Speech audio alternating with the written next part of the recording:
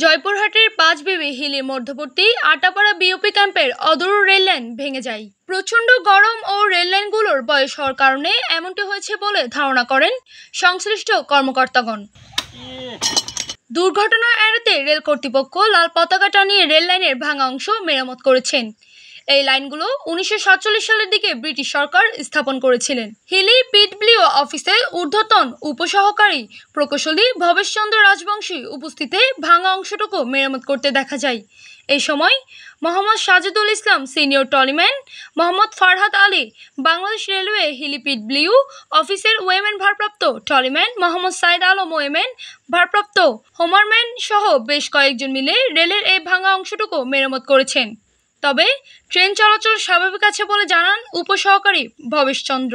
1947 সালের রেলের বয়স হওয়ার কারণে রেলের একটু টেম্পার হালকা হয়ে গেছে, কিন্তু আমাদের ট্রেন চলাচল স্বাভাবিক আছে। আমরা গোটা টিম সারসহ গোটা টিম এসে আমরা রেলটা মেরামত করছি। ট্রেন খুব দ্রুত হয়ে যাবে ইনশাআল্লাহ। জয়পুরহাট জেলা প্রতিনিধি মোহাম্মদ মাফিজুল ইসলামের পাঠানো তথ্য ভিডিও চিত্রে PIB 71 টিভি।